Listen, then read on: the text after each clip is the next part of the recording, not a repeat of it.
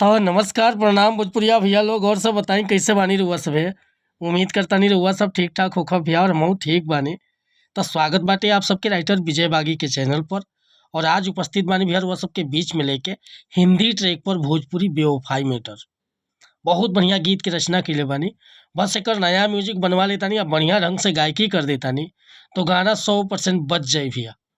तो चली देर ना करते हुए मैटर के शुरुआत कइल जा कि कैसे गीत के गावे के बा, का एकर धुन बा, का लय बा। लेकिन वीडियो स्टार्ट करे से पहले भैया एगो बात बतावल चाहब। रउआ अगर नया सिंगर बानी आ सिंगिंग में इंटरेस्ट बा, अच्छा मैटर के तलाश में भटकतानी, बढ़िया गीत नइखे मिलत, सही तुकबंदी नइखे मिलत या आपके मन पसंद के गाना नइखे मिलत, तो भैया अगर हमारा चैनल पर आ गइल बानी तो सबसे पहले चैनल के सब्सक्राइब कर ली, बेल आइकन प्रेस कर ली। हर रोज रउआ के नया नया मैटर सुने के, देखे के और गावे के मिलत रही भैया। काहे कि हम हर तरह के सॉन्ग राइट करेला, हिंदी में भी, भोजपुरी में भी, ट्रैक पर भी और नया सॉन्ग भी। तो रउआ कोनो प्रकार के मैटर लिखवाओ के बा, बेहिचक रउआ कॉल कर सकीले या व्हाट्सअप कर सकीले। डिस्क्रिप्शन में हमारा नंबर बा। बिल्कुल उचित चार्ज पर रउआ के फुल गाना व्हाट्सअप के जरिए मिल जाई डमी के साथ, और मैटर में कोनो प्रकार के शिकायत ना मिली भैया। आज के मैटर बाटे एगो गाना रहे बहुत पुरान।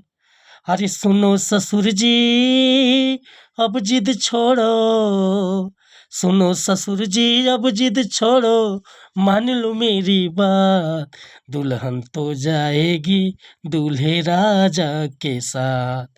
यह धुन बाटे, लेकिन देखिए कैसे गाओगे बाटे कि हम न जननी जहर जाई, अरे हम न जननी जहर जाई करबू संगे घात, आज प्यार के तोहरा से बा दिल हमर पछतात, आज प्यार के तोहरा से बा दिल हमर पछतात।